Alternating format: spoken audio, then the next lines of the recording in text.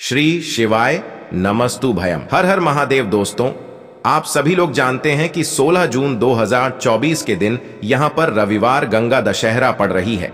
इसीलिए दोस्तों, इस दिन का महत्व बहुत ही ज्यादा बड़ा होता है और इस दिन आप लोगों को एक छुटकी काला तिल वाला उपाय जरूर करना चाहिए, जो कि पंडित जी ने अपनी अभी की ही कथा में यहां पर बताया हुआ है। तो दोस्तों, इस उपाय को आपको कैसे करना है, कब करना है, कहां पर करना है और उपाय को करते समय आपको किन किन बातों का ध्यान रखना है, ये सारी जानकारी हम आपको इस वीडियो में देंगे। तो चलिए दोस्तों, उपाय को शुरू करते हैं। देखिए, ये दिन इतना खास होता है, इतना महत्वपूर्ण होता है। देखा गया है कभी कभी बड़े बड़े पूजा पाठ अनुष्ठान से जो मनोकामना पूर्ण नहीं होती है, वह रविवार के दिन एक छोटे से उपाय करने से ही आपकी मनोकामना पूर्ण हो जाती है। और बहुत सारे लोगों ने इस उपाय को किया भी है और उनको इस उपाय को करने का फल भी जरूर मिला है। अगर आप लोग भी इस उपाय को 16 जून 2024 के दिन यहां पर रविवार गंगा दशहरा के दिन करना चाहते हैं, तो आप इस उपाय को पहले अच्छे से समझ लेना, सुन लेना, उसके बाद करना। आपको इस उपाय का फल जरूर मिलेगा। और इस उपाय को करने से आपके घर में चाहे किसी भी प्रकार की दुख और समस्या क्यों ना चल रही हो, आपको उसका कारण भी नहीं पता है कि भाई यह समस्या किस कारण से चल रही है। उसका कुछ भी कारण हो सकता है, जैसे पितृदोष हो सकता है या किसी भी तरह का मंगल दोष भी हो सकता है, और भी बहुत तरह के दोष होते हैं, कुछ भी हो सकता है। पर आपको इस उपाय को करने के लिए अपने दोष को पता लगाने की भी जरूरत नहीं है। 16 जून 2024 रविवार गंगा दशहरा के दिन इस एक छुटकी काला तिल वाला उपाय को आप लोगों को कर लेना है। दोस्तों, अब हम समझते हैं इस वाले उपाय को हमें करना किस समय है। तो सबसे पहली बात दोस्तों, हम समझते हैं कि यह एक छुटकी काला तिल वाला उपाय करना किसको है। तो देखिए, यहां पर सीधी सी बात है कि यह एक छुटकी काला तिल वाला जो उपाय है, यह किस लिए किया जा रहा है। यह मनोकामना को पूर्ण करने के लिए किया जा रहा है, या आपके जीवन में जो दुख और परेशानियां हैं उनको दूर करने के लिए किया जा रहा है, या आपका कोई बड़ा काम है जो कि नहीं हो पा रहा है, आप उसके लिए इस उपाय को कर सकते हो। तो सीधी सी बात यह है कि आप अपनी किसी भी प्रकार की मनोकामना के लिए इस वाले उपाय को कर सकते हो। तो यह उपाय वह व्यक्ति कर सकता है जिस व्यक्ति को अपनी किसी भी प्रकार की मनोकामना भगवान शिव जी से पूर्ण करवानी हो। और अगर कोई भी माताएं बहनें जो हैं अपने घर की सुख और शांति के लिए, घर में धन समृद्धि को बढ़ाने के लिए वाला उपाय करना चाहती हैं, तो घर की जो बड़ी माताएं बहनें होंगी वह इस एक छुटकी काला तिल वाला उपाय को विशेष रूप से करें। क्योंकि माताएं बहनें घर की लक्ष्मी होती हैं, और जब घर की लक्ष्मी कोई विशेष उपाय करती है तो उसका फल ही बहुत जल्दी मिल जाता है और बहुत बड़ा होकर मिलता है। अन्यथा इस उपाय को कोई भी व्यक्ति कर सकता है, चाहे वह बड़ा हो, चाहे वह छोटा हो, चाहे वह बच्चा हो। जिस व्यक्ति को यह एक छुटकी काला तिल वाला उपाय समझ आ गया, वह व्यक्ति इस एक छुटकी काला तिल वाला उपाय को रविवार के दिन जरूर करे, क्योंकि उसको इस उपाय को फल बहुत ही जल्दी मिल जाएगा। क्योंकि रविवार के दिन भगवान शिव जी बहुत आसानी से प्रसन्न हो जाते हैं। तो आइए अब हम समझते हैं कि इस एक छुटकी काला तिल वाला उपाय को आपको करना कैसे है और इस उपाय को करने का जो समय है वह क्या है। तो देखिए, इस 16 जून रविवार के दिन किए जाने वाले यह एक छुटकी काला तिल वाला जो उपाय है, यह मुख्य रूप से सुबह के समय होगा। किस समय होगा? सुबह के समय होगा। आपको कोशिश यही करनी है कि सुबह के समय हम इस एक छुटकी काला तिल वाला उपाय को कर लें। पर किसी कारणवश अगर आप सुबह इस उपाय को ना कर पाओ, आपको कहीं काम से जाना हो या किसी और काम की वजह से आप उपाय को ना कर पाओ, तो आपके पास फिर दूसरा मौका रहेगा, जो कि शाम के समय का रहेगा, प्रदोष काल का रहेगा। अब भाई, प्रदोष काल का समय भी एक बहुत ही लोगों के मन में प्रश्न बन जाता है कि भाई यह समय होता कब है, कितने बजे से लेकर कितने बजे यह समय होता है, ताकि हमें उपाय के लिए जो है करने का समय पता लग जाए। तो हम आपको बता दें, प्रदोष काल का जो एक समय होता है, शाम का समय, वो होता है शाम के 6 बजे से लेकर शाम के 7 बजे के बीच का। इस समय के बीच में आप उपाय को करेंगे तो आपको उस उपाय का जरूर फल मिलेगा। तो शाम के 6 बजे से लेकर शाम के 7 बजे के बीच में आप लोग इस एक छुटकी काला तिल वाले उपाय को कर सकते हो। तो भैया बहुत सारे लोग यहां पर यह प्रश्न भी जरूर करेंगे कि भाई हम तो नौकरी पर जाते हैं, हम अपनी ड्यूटी पर जाते हैं और आने में हमें देर हो जाती है, तो उस जगह पर हमें क्या करना चाहिए। तो देखिए, उन लोगों को भी टेंशन लेने की जरूरत नहीं है। अगर आप लोग इस उपाय को शाम के समय प्रदोष काल में कर रहे हैं और अगर आप आने में देरी भी हो जाती है, आपको आने में 7 बजे तक आप नहीं पहुंच पाते हो, तो भाई आप 7 या रात 8 बजे तक भी अगर उपाय को करोगे तो भी चल जाएगा। और अगर इससे भी थोड़ा देर हो जाती तो भी आप उपाय को कर सकते हो, क्योंकि रविवार का दिन है, यह दिन बहुत ही कम आता है पूरे साल भर में। इसलिए जब आपको मौका मिल जाए, जब आप इस उपाय को जरूर कर लेना। कोई भी उपाय हो, आप कभी भी कर सकते हो। 16 जून 2024 रविवार के दिन बस कोशिश करना कि समय के थोड़ा मतलब अंतर्गत ही कर लो, पर किसी कारणवश अगर ना कर पाओ तो फिर आप थोड़ा देरी से भी कर सकते हो, आपको उपाय का फल जरूर मिलेगा। तो देखिए, मोक्ष दयनी गंगा मां जो हैं, इनकी कृपा जिस व्यक्ति पर हो जाए, उस व्यक्ति के जीवन में कभी भी धन की कमी और कभी भी सुख समृद्धि की कमी नहीं रहती है। और जो उपाय आपको बताएंगे, इस उपाय को करने से आपको उतना ही पुण्य मिलेगा जितना कि गंगा में स्नान करके मिलता है।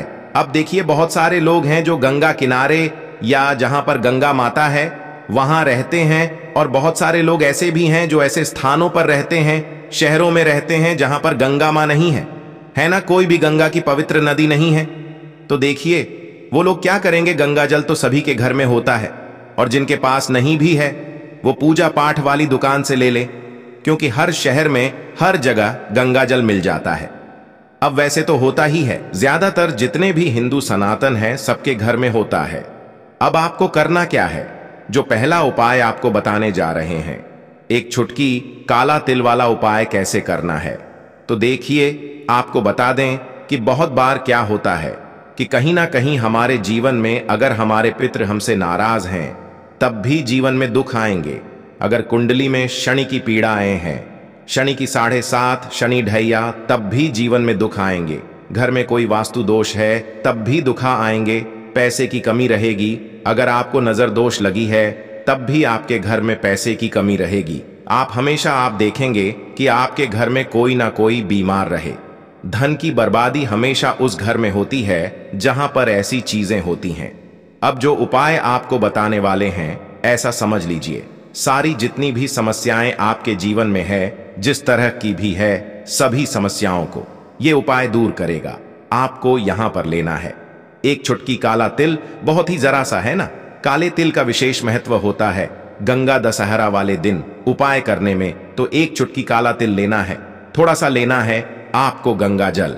अब गंगा जल आपको अपने जल में डालना है जिस जल से आप स्नान करते हैं, साथ ही साथ एक चुटकी तिल जो आपने लिया है वह तिल आपको डालना है। अब आपको स्नान करना है। इसी जल से स्नान करते समय आपको क्या बोलना है, हर हर गंगे क्या बोलना है। हर हर गंगे सिर्फ इतना बोलते जाइए और स्नान कर लीजिए।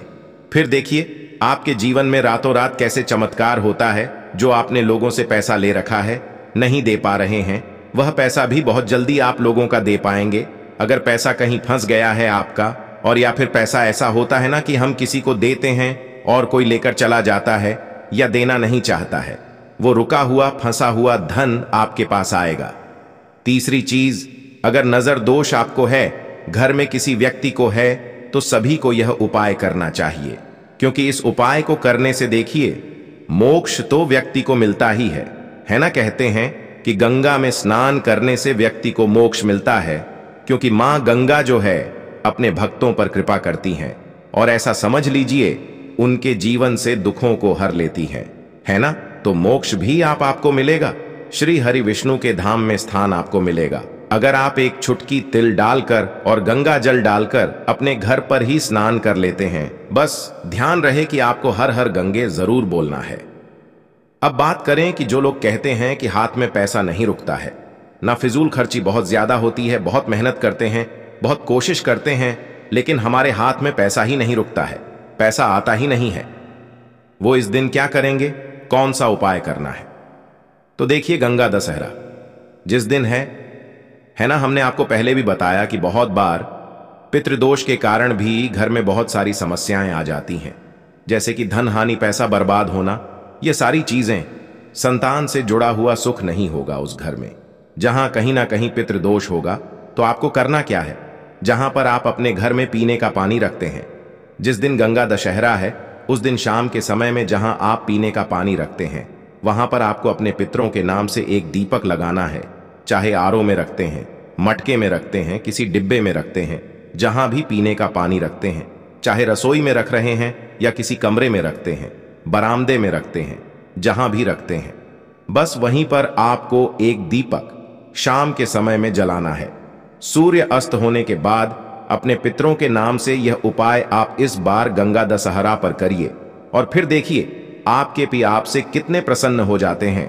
और पितरों के प्रसन्न होते ही बिल्कुल आपके जीवन से फिजूल खर्ची धन से जुड़ी समस्याएं खत्म हो जाती हैं। तो ये दूसरा उपाय है, बहुत ही उत्तम है। जो व्यक्ति करता है अपने जीवन में रातों रात चमत्कार देखता ही देखता है। बस पूरी सच्ची श्रद्धा से यह उपाय आपको करना है। अपने पितरों से क्षमा याचना करते हुए करना है, क्योंकि बहुत बार हम कुछ ऐसे काम कर देते हैं, है ना, जाने अनजाने में, कि हमारे पितृ जो होते हैं ना, ये हमसे नाराज हो जाते हैं। और पितृ जब तक नाराज हैं, आप कितने भी उपाय कर लेना, पूजा पाठ कर लेना, कुछ नहीं होता है ना? क्यों? क्योंकि आपने अपने पितृ को ही नाराज कर रखा है। तो देखिए, बहुत ही उत्तम उपाय है ये, आपको जरूर से इस बार गंगा दशहरा वाले दिन कर लेना चाहिए, क्योंकि इस बार गंगा दशहरा जो है यह बहुत ही उत्तम योगों में आया है। अब देखिए, गंगा दशहरा वाला जो दिन होता है ना, गंगा दशहरा वाले दिन हम माँ गंगा का पूजन करते हैं। और माँ गंगा जो है यह कहां से आई है ना? महादेव की जटाओं से। अब महादेव का पूजन इस दिन जो व्यक्ति कर लेता है, उसकी हर मनोकामना को महादेव पूरा कर देते हैं।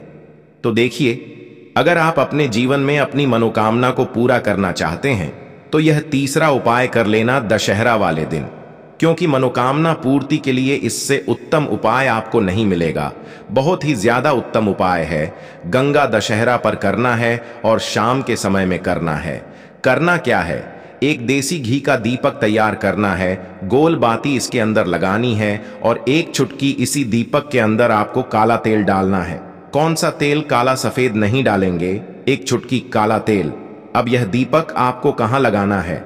आप जैसे आपके घर के आसपास जहां भी महादेव का मंदिर हो, शिव जी का मंदिर हो, मेरे भोलेनाथ का मंदिर हो, वहां पर आप जाएं और यह एक दीपक आपको महादेव के मंदिर में जाकर लगाना है।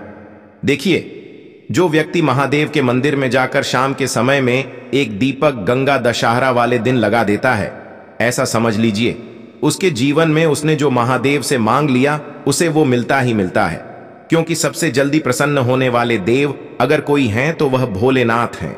सबसे भोले देव अगर कोई हैं तो वो भोलेनाथ है।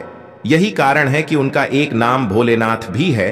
तो अपने भक्त की जरा सी पूजा से भी प्रसन्न हो जाते हैं, वह भोलेनाथ हैं, है ना? सबसे जल्दी प्रसन्न होते हैं, जरा सी पूजा से प्रसन्न होते हैं। और अगर आपने उन्हें साधारण जल भी अर्पित कर दिया ना, तब भी वह प्रसन्न हो जाते हैं।